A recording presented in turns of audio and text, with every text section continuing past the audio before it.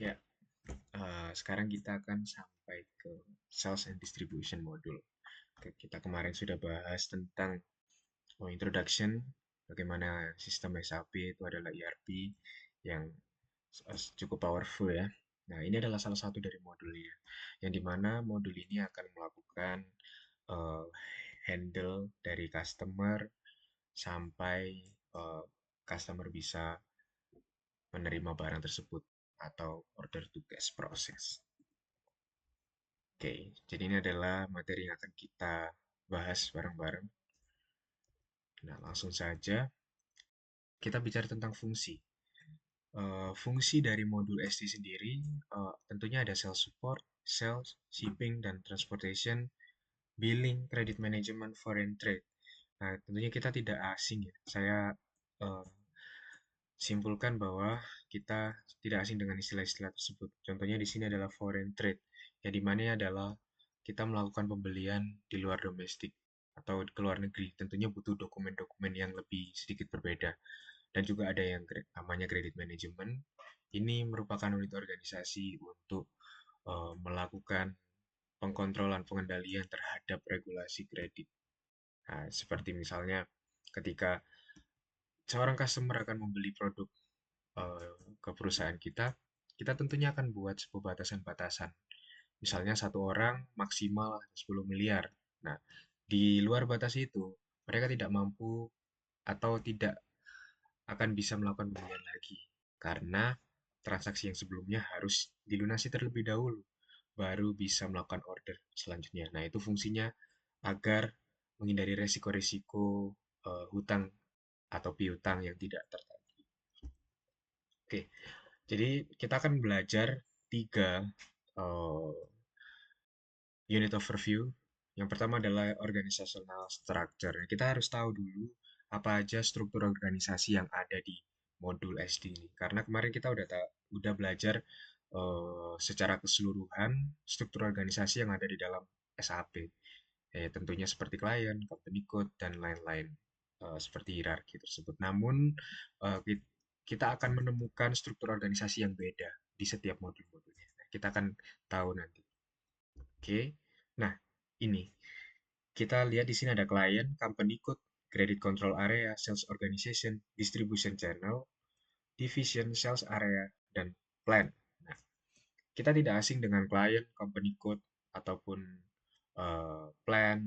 Nah, kita mulai dari klien dulu. Sedikit saya ulangi dari penjelasan video sebelumnya bahwa klien ini secara teknis kita definisikan sebagai sebuah environment yang ada dalam sistem environment independent. Ya, dalam artian maksudnya ketika kita melakukan pembelian lisensi, kita mendapatkan sebuah akses untuk ke dalam sebuah server SAP. Yang dimana ketika kita create klien, tentunya klien tersebut merepresentasikan perusahaan kita. Kita akan membentuk sebuah environment baru di dalam sistem. Seperti halnya saya berikan analogi seperti sebuah alam semesta yang di dalamnya ada banyak planet yang tentunya mereka adalah sesuatu yang berbeda dan terpisah. Nah, begitu juga dengan klien. Mereka adalah sebuah independent environment yang ada dalam sistem. Secara teknikalnya seperti itu. Untuk secara komersialnya atau secara umumnya, ya tentunya klien disebut klien adalah perusahaan yang membeli lisensi. Nah, oke, untuk company code sendiri kita tahu adalah ya unit organisasi lah. Kemarin kita sudah bahas. Dia unit organisasi atau anak perusahaan, gampangnya, yang punya legal set of books atau eh, laporan keuangan secara mandiri. Misalnya perusahaan yang besar, kita contohnya Indofood. Indomie adalah salah satu anak perusahaannya, ataupun makan makanan yang lainnya. Nah, mereka punya set of books yang berbeda-beda dan mandiri. Ketika kita lihat ada laporan keuangan yang berbeda, nah itu kita hitungnya sebagai company code. Nah, di dalam SAP itu seperti itu. Nah, ini ada yang unik, yang ketiga, yaitu credit control area. Apa sih fungsinya? Jadi ini adalah entitas organisasi yang dia melakukan monitor kredit limit untuk customer. Jadi ini adalah organisasi yang bisa mengontrol batas-batas dari kapasitas pembelian yang dilakukan oleh customer yang sudah saya jelaskan sebelumnya. Nah, selanjutnya adalah organization Sales.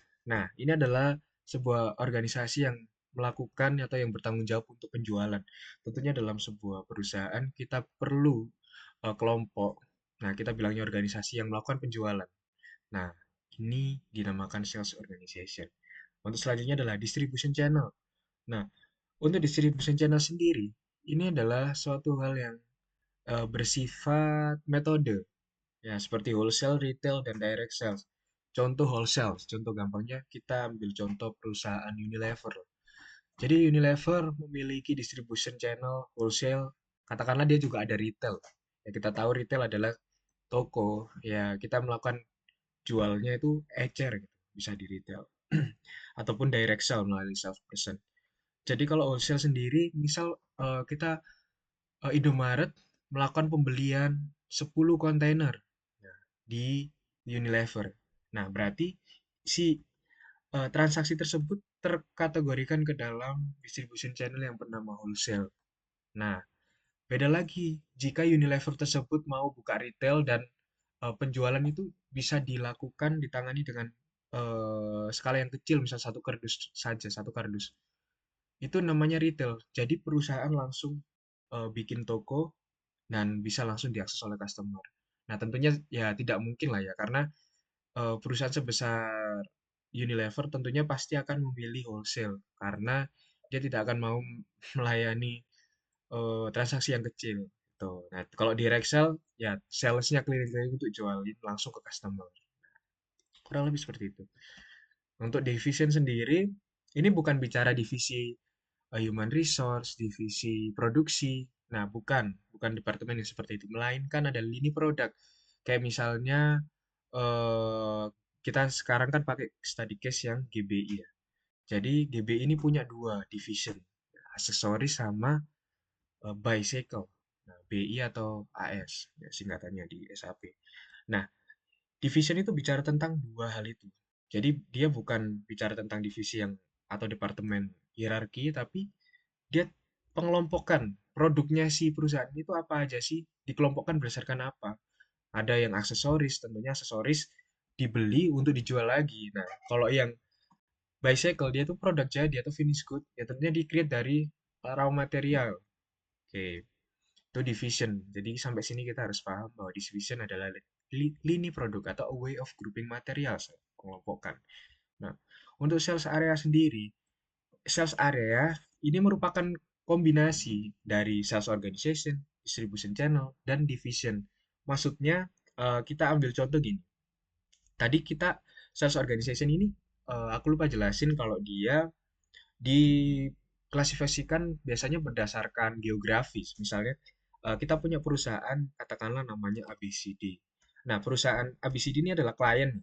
Nah, dia punya dua company code lah, Indonesia, tiga lah, Indonesia bagian timur, Indonesia bagian barat, sama Indonesia bagian yang tengah atau Pulau Jawa. Nah, sales area itu bicara tentang kombinasi sekali lagi ya. Jadi di dalam company code tersebut ada sales organization. Nah, di company code Pulau Jawa, misal kita bagi jadi tiga lah sesuai provinsi. Mungkin ada sekarang ada provinsi baru, provinsi Banten. Tapi kita simpulkan aja lah Jawa Timur, Jawa Barat, sama Jawa Tengah. Nah, misal katakanlah sales organization itu per provinsi. Karena dia yang akan melakukan penjualan, bertanggung jawab untuk melakukan penjualan di setiap daerahnya. Nggak mungkin kan orang Maluku atau orang Papua beli ke Pulau Jawa ataupun orang orang Jawa Timur beli barang ke Jawa Barat terlalu jauh. Tentunya kita harus bagi sesuai dengan kondisi geografisnya. Nah, itu sales organization. Jadi ada Jawa Timur, Jawa Barat, Jawa Tengah. Nah, untuk distribution channelnya, perusahaan kita ini katakanlah perusahaan eh, otomotif. Nah, ya, otomotif ini kita jualan mobil dan motor katakanlah. Nah, itu distribution channelnya kita jual secara apa? Wholesale kah? Atau retail kah? Nah, kebanyakan kalau otomotif tentunya akan dijual seperti retail. Nah, jarang juga perusahaan otomotif yang dijual secara wholesale karena kecuali ya ada kerjasama dengan pemerintah untuk mobil dinas misalnya. Mereka akan beli dalam jumlah yang banyak.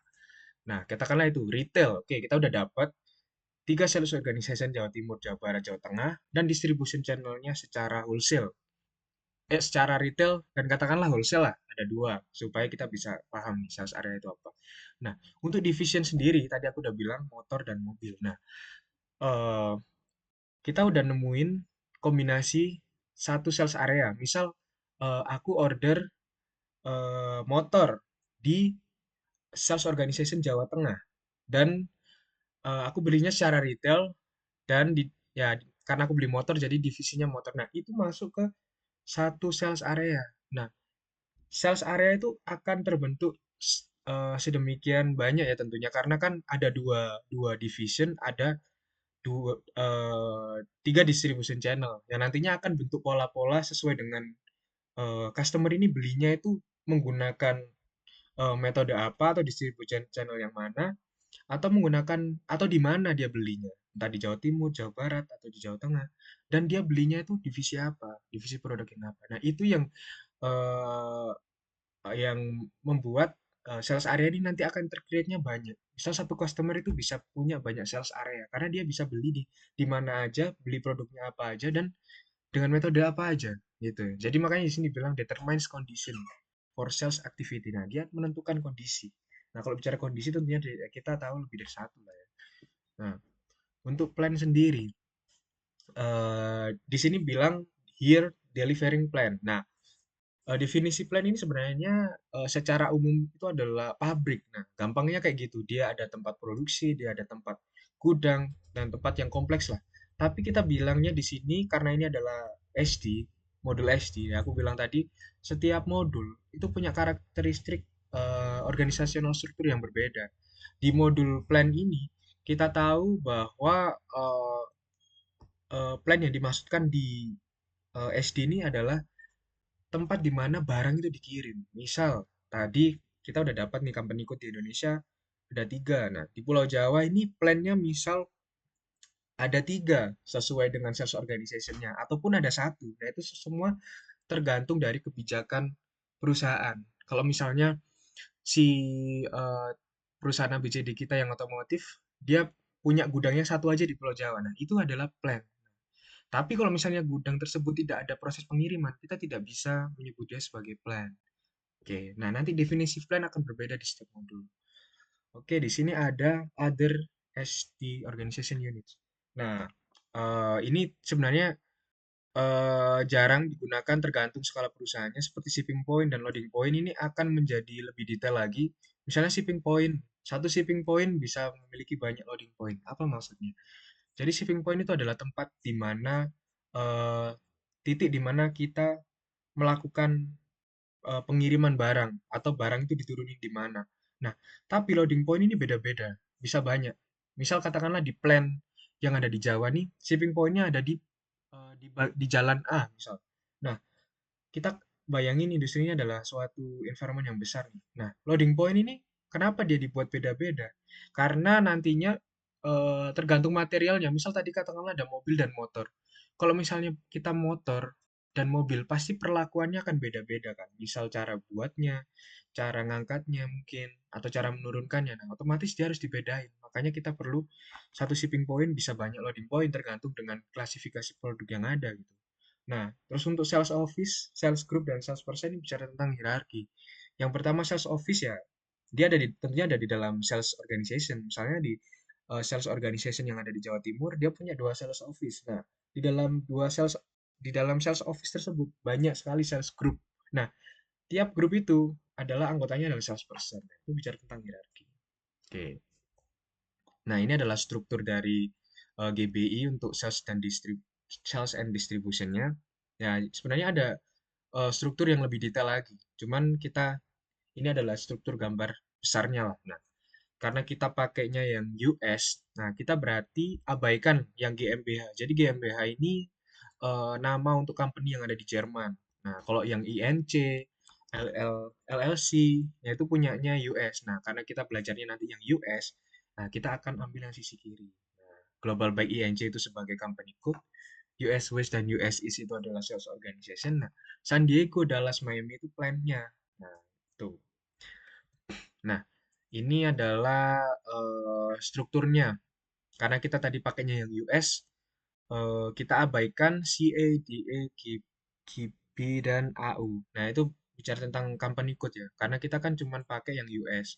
Otomatis kita pakai yang hijau yang sebelah kiri. Nah, secara besar ini adalah klien yang menjadi wadah dari setiap elemen-elemen tersebut. Nah, terus ada yang lingkup lebih besar lagi yaitu credit control area. Nah, kita tahu kalau misalnya rupanya satu klien hanya punya satu kredit kontrol area yang mengatur secara global. Nah, karena mereka semua ada di dalam situ. Nah, terus kita pindah ke sisi company code yang US00.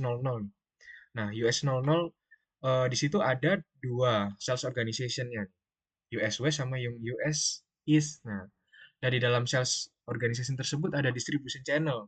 Nah, ada dua kan ini wholesale dan channel internet. Nah, dan dua lini produknya ada eh, BI dan AS atau bicycle dan aksesoris. Nah, sekarang kita masuk nih di master data. Nah, ini gambaran dari standard order ya. Jadi banyak jenis sales order yang ada di dalam SIP ini, dalam SD khususnya. Nah, tapi kita akan yang sering digunakan adalah standard order. Nah, ini adalah elemen-elemennya yang di bagian header itu berisi tentang customer master data. Suatu party itu kita jual siapa yang membayar. Nah, ship to party itu kita kirimnya ke siapa. Nah, itu bicara tentang customer master data. Nah, itu kita lihat the bike zone 00 itu adalah data dari customer, nama customernya, karena ini adalah perusahaan. Ada juga alamatnya, kode posnya, dan kotanya tuh Orlando, FL atau Florida. Nah, dan juga kita bikin kurs referensi. Nah, itu karena dia di-create di awal, nah makanya kita kasih dia 000. Nah, yang ada di tengah ini bicara tentang material master. Kita eh, tercantum bahwa ada kapan tanggal pengirimannya, eh, ada juga Incoterms atau payment terms. Nah, kita pakai yang 0001 itu maksudnya apa sih? Jadi pay immediately itu eh, dibayar ketika faktur itu sudah keluar. Jadi banyak banyak jenis payment term. Nah, untuk Incoterm sendiri adalah kondisi pengirimannya itu maunya kayak gimana. Misal FOB, yang sering familiar adalah XOB dan XWORS. Karena punya level dari biaya yang dikeluarkan. Misal dari sudut pandang perusahaan, menganggap bahwa XWORS itu lebih paling murah karena kita tidak perlu melakukan pengiriman. Jadi customer yang langsung datang untuk ambil barang. Beda dengan FOB yang dimana kita harus membayar biaya pengirimannya. Karena FOB sendiri adalah free on board, berarti kita bayar dia sampai ke pelabuhan. Urusan mereka turuninnya, itu adalah urusan mereka sendiri. Dan juga ada berat, ada volume, dan juga ada tanggal juga. Nah, yang di bagian bawah adalah sales condition. Nah, ini berisi tentang diskon, berisi tentang dokumen materialnya, terus deskripsi dari itemnya, kuantitinya, dan total harga di sini muncul di sini. Nah, oke. Nah, untuk customer master data nih, yang pertama, customer master data itu berisi tentang informasi yang dibutuhkan, seperti order, delivery, invoice, dan pembayaran. Ya, kita tahu nama, terus alamat, dan lain-lain itu pasti akan disimpan di customer master. Dan dia di-create by sales area. Kenapa gitu? Karena lapisan paling awal yang akan dihadapi oleh customer adalah ya tentunya sales organization, divisi apa yang dia beli, terus ada metode apa yang dia pakai. Makanya kita dibilang create by sales area. Nah, yang berisi tiga itu tadi. Terus yang ketiga, ada customer master information is divided into tiga area. Nah, maksudnya apa? Jadi data dari customer ini akan disimpan dalam tiga bentuk atau tiga lokasi lah penyimpanan. Ada yang general data, company code data, sales area data. Kita lihat gambar selanjutnya. Nah, untuk nama, alamat, dan informasi lainnya itu akan disimpan di database klien. Nah, itu dibilang general information. Nah, untuk bagaimana kondisi pembayaran, bank, rekening, dan lain-lain itu masuk ke database company code. Kenapa gitu? Karena company code eh, karena company code itu adalah bicara tentang kita di awal tadi bilang perusahaan yang memiliki laporan keuangan.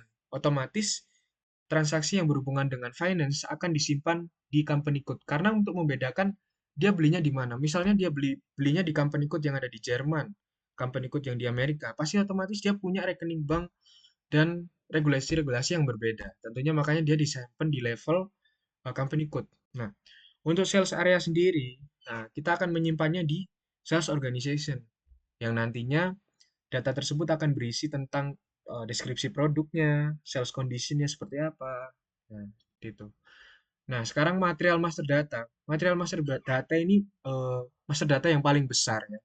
Karena di semua modul kita akan gunain ini. Jadi modul beda modul akan create master data sendiri gitu. Jadi tentunya ini adalah satu-satunya yang paling besar. Salah satu lah kita bilangnya.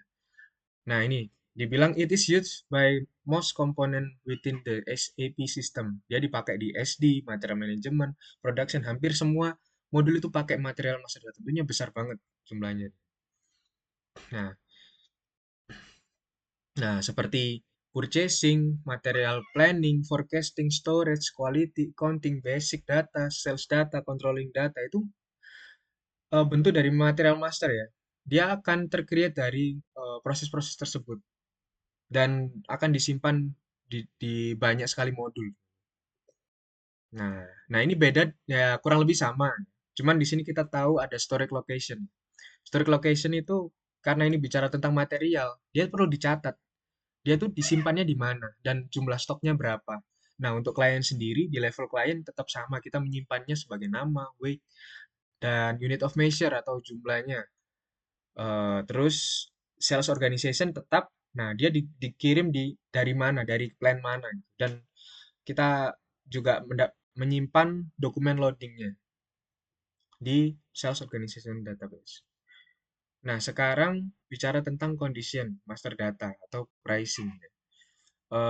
Banyak sekali kondisi, misal sederhananya gini, kita punya customer yang benar-benar udah loyal kita, loyal banget dengan kita dan kita mau buat dia itu punya perlakuan khusus. Ketika dia beli, dia itu memiliki condition value yang dimana dia diskon teman atau diskon pelanggan setia atau apapun itu bisa diatur di condition master data.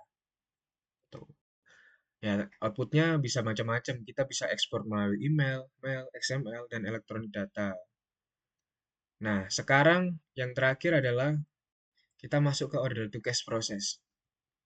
Nah, ini adalah cycle utama. Maksudnya, mungkin di banyak proses bisnis, sales order proses itu mungkin bermacam-macam, namun akan kurang lebih seperti ini. Karena ini adalah standar dari SAP sendiri ya.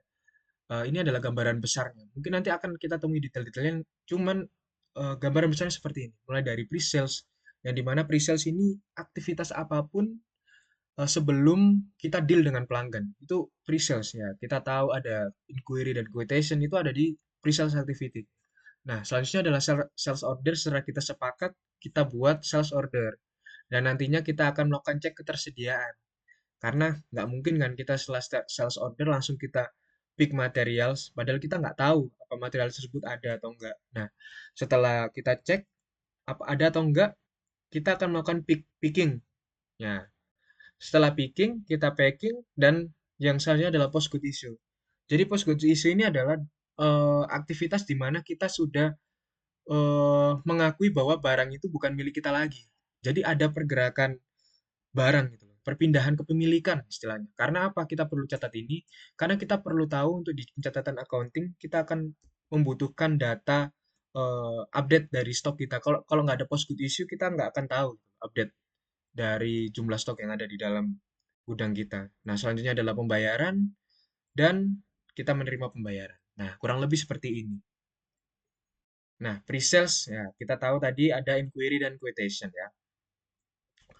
Inquiry itu berisi, misal gini, kita melakukan pertanyaan, aku tanya nih ke perusahaan A, apakah ada nggak sih barang ini dengan spesifikasi ini, kalau ada berapa gitu. Nah, setelah customer melakukan tanya tentang produk, nah kita sebagai perusahaan akan memberikan quotation. atau jawaban ada nih dengan segini-segini, dengan semua diskonnya, ada net value-nya juga harganya, dan net tentunya final amount ya. Nah, ini akan menjadi pertimbangan oleh customer, oh, beli nggak ya, beli nggak ya. Nah, setelah customer deal, nah tentunya kita akan buat sales order. Nah, ini sales order. Nah, oke, gitu saja dari aku. Mungkin next kita akan lakukan prakteknya langsung ya. Mungkin yang akan dilakukan oleh teman. Oke, sekian dari videoku. Terima kasih.